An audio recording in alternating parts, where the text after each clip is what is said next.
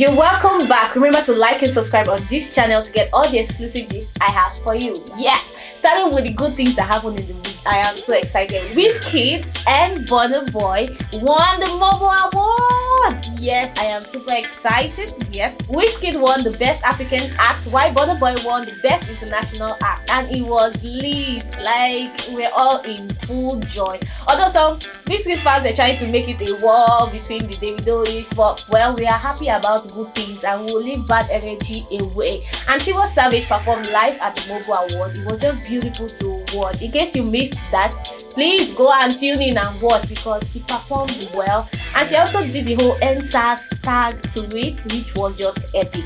So talking about more things that happened that was exciting, yeah, Sheyi Law, the comedian, got a bouncing baby girl. Yes, he was giving us small parts, he was giving us the hand and then the lips, and then he unveiled the girl finally, and she is beautiful. Congratulations to Sheyi Law and family.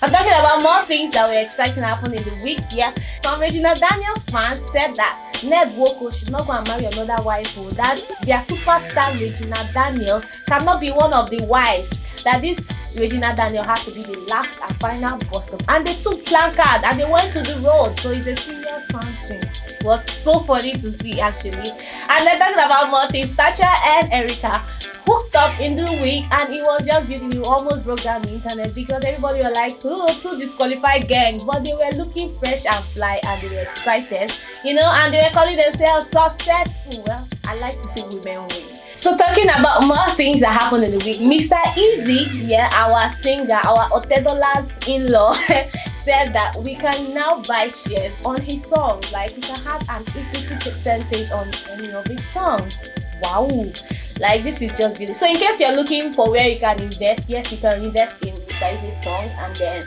when the money is coming in, when people are streaming, you're getting money. Mr. Easy, well done, nice one. That was a nice one, really. I'm super excited. Maybe if I have money, I'll join. But for now, let me keep it on hold. So talking about, you won't believe this gist. So our federal government has reduced fuel price. Wow! Yes, so they have reduced fuel price by how much? 5 naira. So instead of buying fuel for 168, you can now buy for 162. Isn't that fantastic? I think 162.44. So well, they tried. Now it's not easy. It's not easy. Clap for them when they are doing. Okay, let me not say that. And then they have reduced our data cost. So they say our data price has been slashed by 50%. So the data of 1 gig that I used to buy for 1K is now going to be 484 naira. So you can browse as you like. Well, the things we celebrate in Nigeria, we don't know whether they celebrate it elsewhere, but we shall celebrate it anyway. Now, moving straight to the unpleasant things that happened in the week. So a particular lady here, hear this gist. A particular lady said that she's suing her boyfriend of 8 years for not marrying her. Wow. Hey.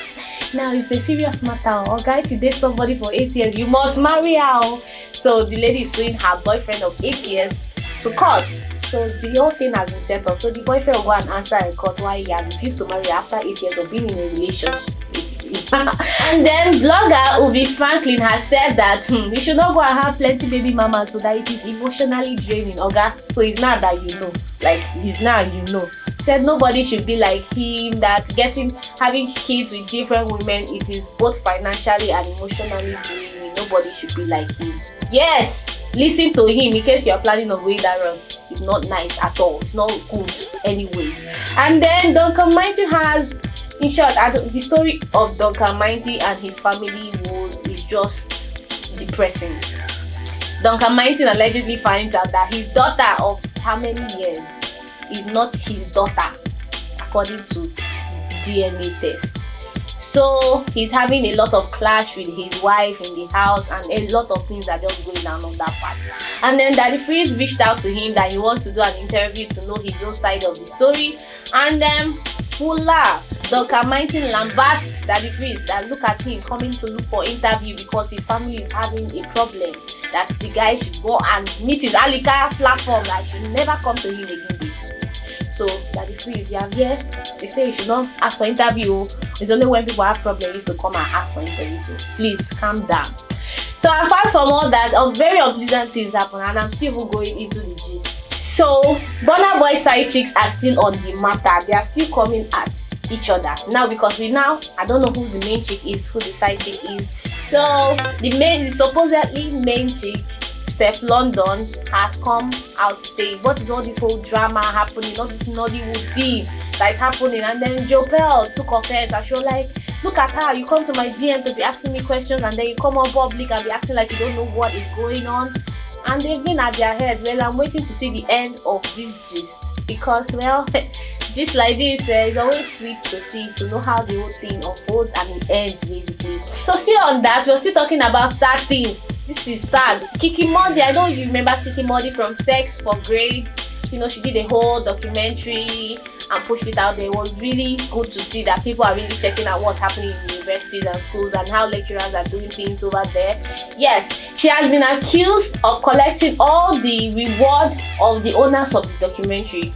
So from what we read online, basically, we're not sure how true that is.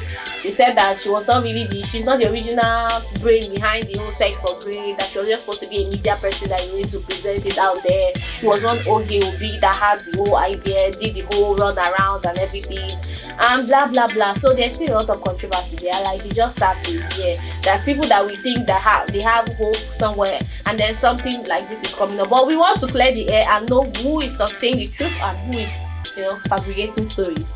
So talking about unpleasant things, they say we are now 206 million naira. We are now 206 million people in Nigeria. We don't plenty, that means we are increasing. And then we still have a lot of problems, because NAN's president says going to shut down all private universities because ASU is still having their hiccup. So if ASU's problems continue, you have no choice than to shut down all private universities. As far everybody should be on the same level. Niger problem, they finish. So still on the bad news. I'm always tired when I get to this part, yeah? So the former chairman of the Reform Task Force team, Abdulrasheed Mayana, so he went to court. They were charging him for fraud of 2 billion naira, and guess what? He slumped. He fainted. Voila, for who no faint though. As if this is the new way. So he slumped and fainted in the Federal High Court in Abuja. And then his lawyer said that he's not fit, he will not be able to do the trial right now. 2 billion naira fraud. So this happens only in Nigeria, I guess. I'm talking about more sad news here. So the NSAS protest started, and since then there is nothing we've not heard. The Lagos State government said that they don't want any form of NSAS protest again, and then the president officially came out to say that didn't come out. So the president said that he does not want hoodlums and people hiding behind protesters, so he does not want protests too again. But as usual on Twitter, a lot of people were bashing him because protest is a fundamental human right and we have to exercise it. So talking about sad news, some more sad news. There was a particular case of a man that battered his wife. A Channels TV official battered his wife of over 6 years. Oh my God, you need to see her face. It was really red and it was not nice. She came out and talked about the fact that for 6 years she has not had peace. She just gave birth to her child, and then the man is always going out with different ladies and squandering money, and she was just telling him that he should stop wasting money on ladies, and then he beat her mercilessly. But guess what happened? The governor of the state came out to reconcile them.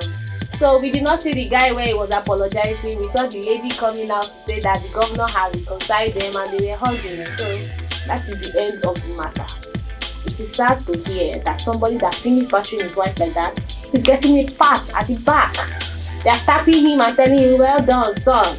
And he has to just hug his wife and everything has to go back to normal.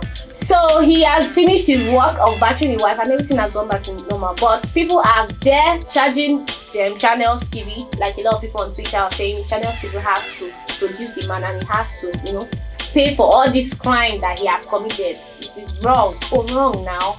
And then our president said he's disgusted by what CNN did, the whole coverage that CNN did, and then BBC, everything that they did on the NSAS, that he's disgusted that they didn't talk about the police officers that were killed and the prisons that were open. And then, this country is just tire me. How can you be disgusted at other people from outside and investigating the matter in your country that we did not investigate, we could not do, somebody else has done, but we are now disgusted.